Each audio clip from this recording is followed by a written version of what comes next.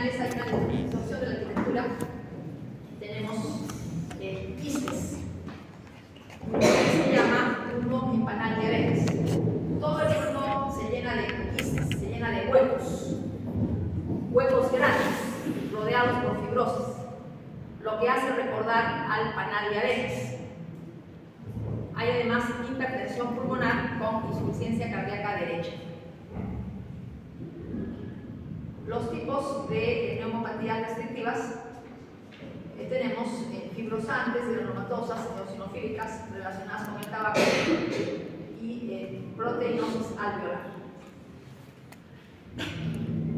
De las fibrosantes, neumonía intersticial usual, neumonía intersticial inespecífica, neumonía organizada criptogenética, asociada con las neumopatías, medicamentos de radiación.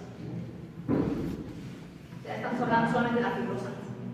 En cuanto a la patogénesis de las fibrosantes, lo que se denomina como nombre genérico fibrosis pulmonar idiopática, pero estamos viendo que son varios tipos en realidad.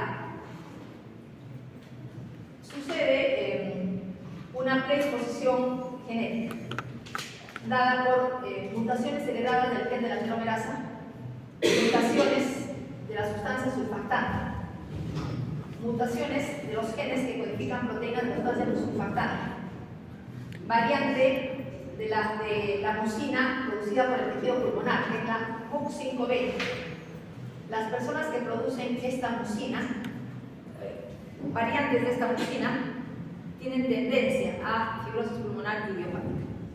Factores ambientales: el tabaquismo, exposición ocupacional a polvos orgánicos o inorgánicos. Otros inhalantes, tenemos gases irritantes que las personas pueden tener una exposición de tipo ocupacional, toxinas inhaladas, infecciones virales, ¿no? Por lo tanto, los dos eventos tienen que confluir para que se produzca la fibrosis pulmonar. Pero de todas maneras hay un daño al alveolo, necrosis de neumocitos tipo 2. Hay un daño a los neumocitos, proceso inflamatorio, y al final se secretan citoquinas fibrogénicas. ¿Por qué las citoquinas fibrogénicas son importantes? Porque el proceso es básicamente fibrosis. Por eso se necesita citoquinas fibrogénicas, que son producidas en exceso durante el proceso inflamatorio. Ejemplo, citoquina fibrogénica muy importante, factor transformante de crecimiento beta, proliferación fibroblástica, producción de colágeno y fibrosis.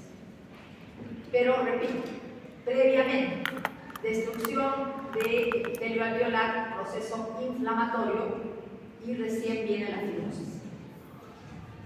¿Dónde puede haber fibrosis? En la neumonía intersticial usual, la fibrosis tiene intensidad variable. Significa que algunas partes del pulmón son normales, otras partes del pulmón tienen un compromiso de gravedad media y otras partes del pulmón tienen un compromiso extenso con fibrosis cicatricial. O sea, no es uniforme la gravedad de la fibrosis en todo el pulmón. Entonces, repito, partes normales, partes medianamente comprometidas, partes muy comprometidas. Acá, por ejemplo, debajo de la pleura, mucha fibrosis. Acá, septos muy gruesos. El daño inicial de la fibrosis pulmonar es el engrosamiento de los septos. Por ejemplo, un septo es sumamente delgado, ya sabemos, pero se va engrosando durante el proceso de fibrosis hasta que llegan a formarse cicatrices. Desaparecen los alveolos y quedan cavidades grandes. Por ejemplo, acá ya no hay alveolos. El pulmón tiene a nivel del acino pulmonar cavidades grandes. Se pierden los alveolos del acino pulmonar. Cavidades grandes, septos muy gruesos y zonas de tipo cicatricial con mucha fibrosis. Revestimiento cúbico o por epitelio bronquiolar. Mucha fibrosis, cicatrices, septos fibrosos engrosados. Bueno, acá tenemos lo mismo, ¿no? Áreas normales con áreas medianamente comprometidas, áreas con mucha fibrosis. Macroscópicamente, todo el pulmón se llena de huecos. Se llama pulmón empanal de abejas, que es la fase final de todas las neumopatías intersticiales. Pulmón empanal de abejas, pulmón lleno de huecos, huecos grandes, con fibrosis. Hay un proceso inflamatorio intermedio, ya he mencionado, destrucción de neumocitos tipo 1, proceso inflamatorio, y al final secreción de citoquinas fibrogénicas. La fibrosis amputa las partes terminales de los acinos y las partes proximales se dilatan, por lo que se van formando cavidades grandes revestidas por epitelio bronquiolar, por epitelio púbico. Esto ya se llama panalización. Panalización significa que se va a formar el pulmón empanal de abejas.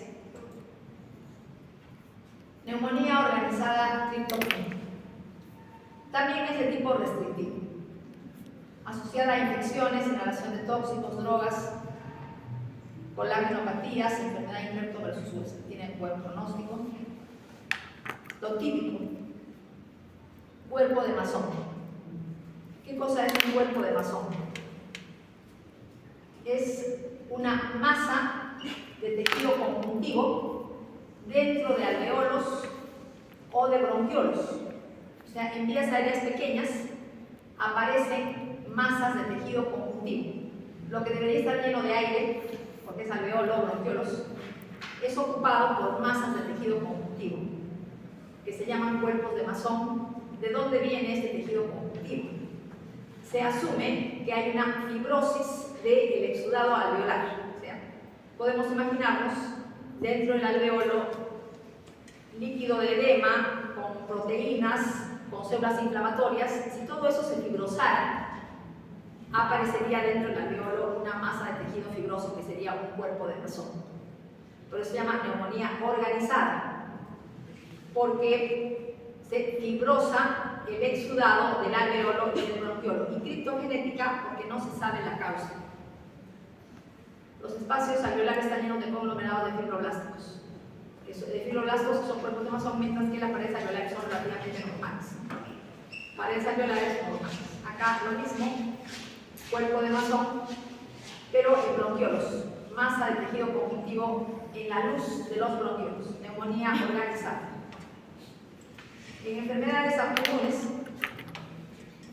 tenemos neumonía intersticial usual, neumonía intersticial inespecífica, neumonía intersticial linfoide, neumonía organizada criptogenética, bronquiolitis, pleuritis ponderra. O sea que cualquiera de estas formas es la respuesta del pulmón frente a una enfermedad autoinmune. Y también puede haber combinaciones. Por ejemplo, neumonía intersticial inespecífica más pleuritis, ¿no? Pueden haber combinaciones. En la esclerodermia, ¿qué predomina? Fibrosis intersticial difusa.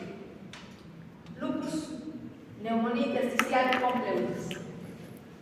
Artritis reumatoide, neumonía intersticial, pleuritis, nódulos reumatoides en el tejido pulmonar y también hipertensión pulmonar.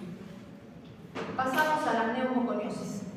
Conis significa polvo, o sea, se refiere a la inhalación de polvo. El polvo llega a los pulmones para producir fibrosis. ¿Qué tipo de polvos son los más peligrosos para la producción de neumoconiosis? Las partículas más pequeñas. ¿Qué pasa si respiramos aire con partículas mayores a 5 micras, más grandes? Estas partículas grandes, mayores a 5 micras, se quedan atrapadas en los pelos de las fosas nasales, lo que se llama vibrisas. Se quedan atrapadas estas partículas más grandes en el cuerpo de las vías aéreas grandes y se espectoran. Pero, ¿qué pasa con partículas pequeñas? De 1 a 5 micras. Llegan hasta el acino pulmonar, hasta lo más pequeño del pulmón, que son los acinos pulmonares, bronquiolos y alveolos. Llegan hasta ahí. Por eso las más pequeñas son las más peligrosas y son las que pueden producir neumonías. Una vez que han llegado al alveolo, pueden ser fagocitadas por macrófagos alveolares. También pueden ser disueltas. Si son muy pequeñas, pueden disolverse en los líquidos del septo alveolar. Si son menos de 0.1 micras, se comportan como un gas, son exhaladas, o sea, no se depositan. Demasiado pequeñas, entonces no se depositan, son exhaladas como si fueran gases. Pero unas 5 micras se quedan en el alveolo, fagocitadas o no fagocitadas, pueden inclusive penetrar al mismo septo alveolar, disolverse en los líquidos del septo, pasar a la sangre y causar un daño local. Entonces todo eso es posible. Entonces, ¿de qué depende el tipo de neumoconiosis? De la solubilidad y citotoxicidad de las partículas. Si son muy pequeñas, 1 a 2 micras, mayor solubilidad, lesión aguda y remoción. Las más grandes dan lugar a fibrosis, ¿no? Y son las que dan la neumoconiosis propiamente dicha. Otro tipo de partículas dan otro tipo de daño, por ejemplo, daño alveolar difuso. Es una consecuencia, ¿no? En algunos casos, pero cuando hablamos de neumoconiosis nos referimos básicamente a la fibrosis. Neumoconiosis de trabajadores de minas de carbón.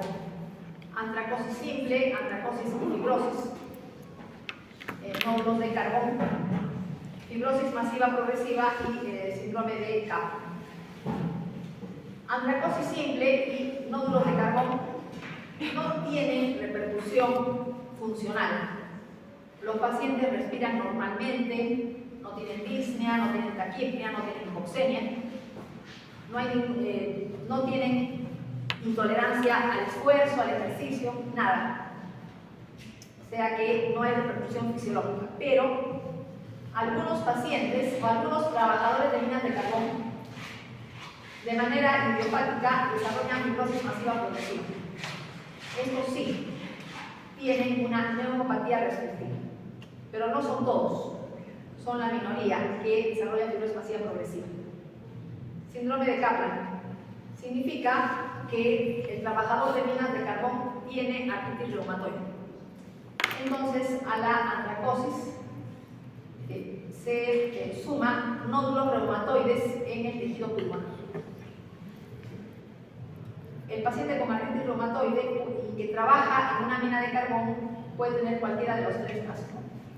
Forma simple, nódulos de carbón, fibrosis masiva progresiva. Vamos a ver acá lo que sucede en el caso de los inhalación de carbón. ¿Qué es lo que pasa en la mayor parte de casos? El carbón es fagocitado por los macrófagos de los alveolos. Estos macrófagos pasan al septo alveolar. Y del septo alveolar pueden pasar a los linfáticos y llevar el carbón hacia los ganglios del hilio pulmonar. Entonces el carbón está en el pulmón y en los ganglios del hilio pulmonar. ¿Qué puede ser también enfisema centroacinar? Estas personas que trabajan en minas de carbón pueden tener también enfisema centroacinar. Ahora, vamos a ver, después regresamos al esquema para ilustrar el caso de la silicosis. Nódulo de carbón, antracosis y fibrosis. Pero vemos que hay zonas del pulmón normales, hay zona fibrótica de color negro por el carbón, hay una antracosis. Pero no hay repercusión funcional, salvo que haya fibrosis masiva progresiva. Y el paciente sí va a tener disnea, taquipnea, hipoxemia, etc. Ahora, ¿qué es lo que pasa en la silicosis. En la silicosis se inhalan polvos que tienen formas cristalinas de dióxido de silicio. Tenemos, por ejemplo, el cuarzo. Formas cristalinas de dióxido de silicio. Digo que son cristalinas porque el dióxido de silicio tiene también formas amorfas. El dióxido de silicio tiene también partículas amorfas que no van a dar la fibrosis que estoy mencionando. No van a dar neumoconiosis. Patógenos de la fibrosis: fagocitosis por macrófagos alveolares, activación y secreción de citoquinas fibrogénicas.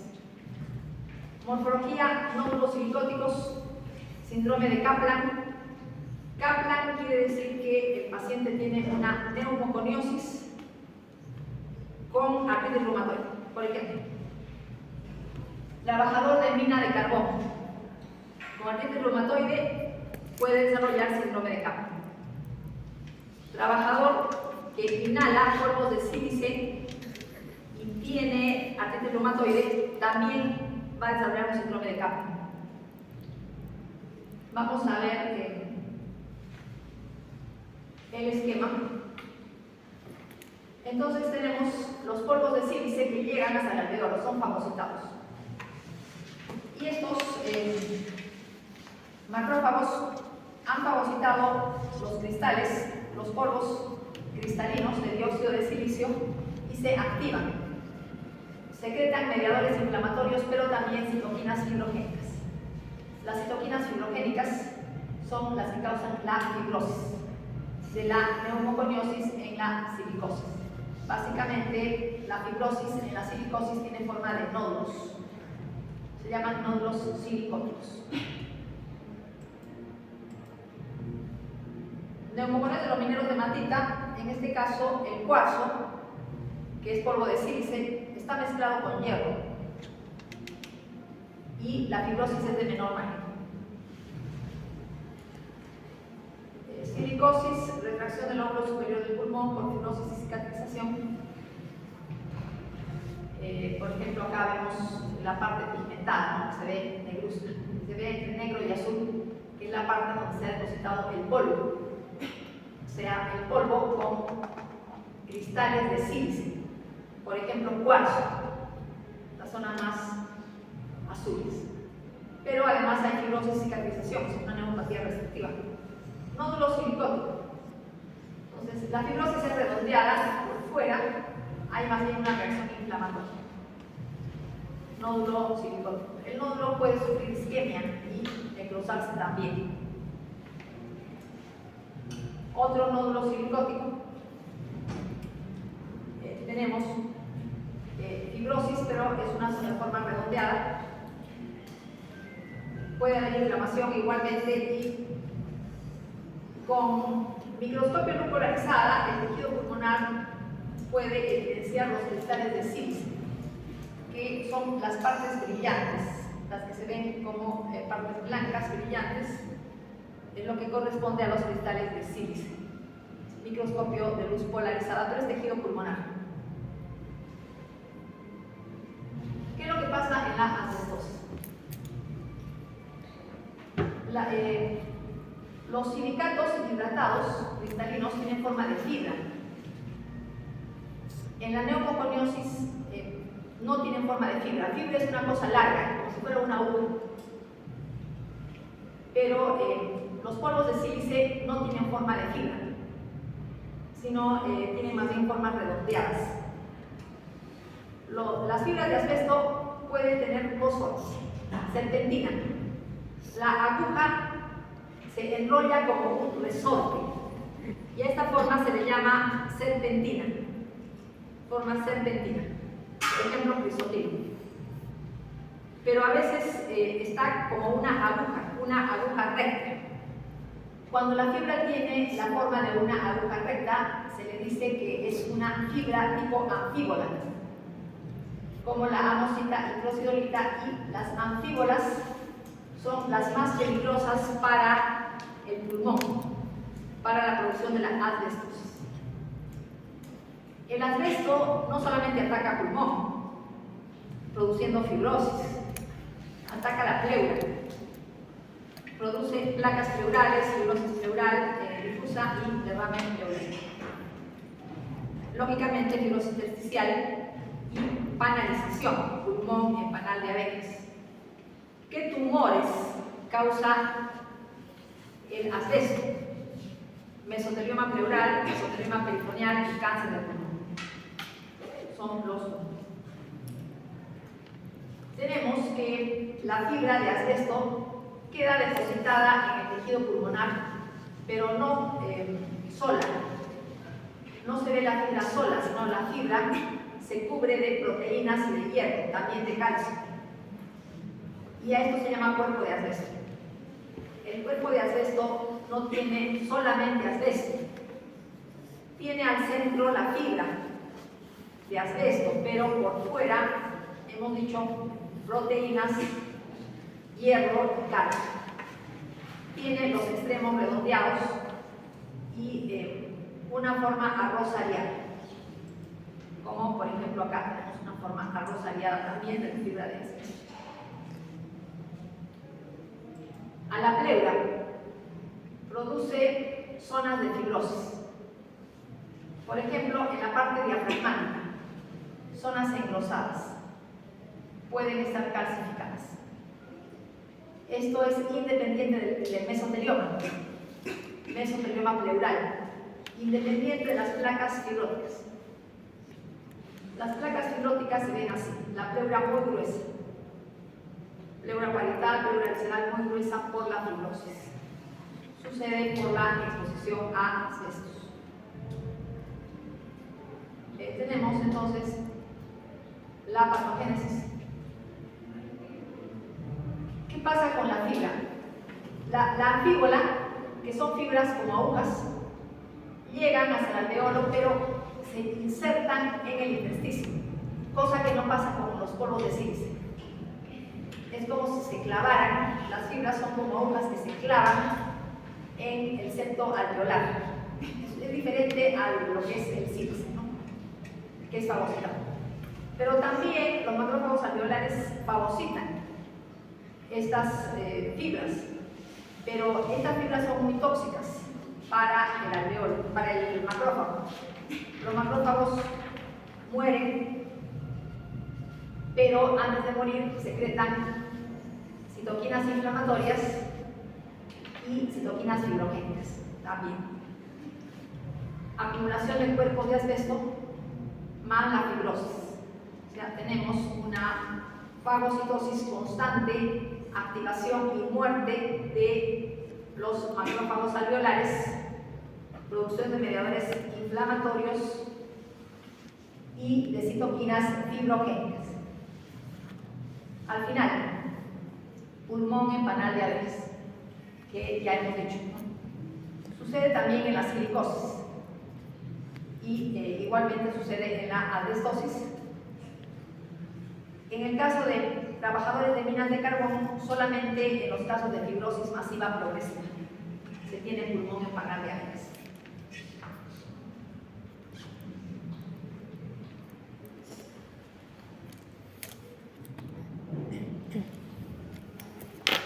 Neumopatías restrictivas granulomatosas. Si son restrictivas quiere decir que también dan fibrosis, pero hay formación de granulomas. Por ejemplo, sarcoidosis, neumonitis por hipersensibilidad y los granulomas se acompañan de fibrosis, evidentemente, ¿no? Si no, no sería restrictivo. Granulomas más fibrosis. Etiología y patogenia. Hay un desorden o una alteración en la respuesta inmunológica frente a antígenos desconocidos. No se sabe cuál es el antígeno que desencadena la reacción inflamatoria de la sarcoidosis que da lugar a la formación de granulomas. No se conoce el antígeno. Puede ser antígenos de infecciones u otros. Pero hay una alteración en la respuesta inmunológica, en la cual tenemos una reacción inmunológica tipo TH1 con formación de granulomas. Está demostrado que la sarcoidosis es una enfermedad de origen inmunológico, porque en el tejido pulmonar y en el líquido sentido del lavado broncoalveolar existe elevación de linfocitos CD4, CD8, interleuquina 2, interferón gamma y factor necrosis tumoral. Hay predisposición genética también. Algunos alelos del MHC de la clase 1 que se heredan predisponen a la sarcoidosis. Por ejemplo, el alelo A1, el alelo B8 de MHC de la clase 1. Entonces, son alelos predisponentes. Se forman granulomas no necróticos. Lo típico, granulomas no necróticos, son los granulomas de la sarcoidosis. Tienen muchas células gigantes y hay fibrosis que acompaña a los granulomas. Por eso la neumopatía es resistente.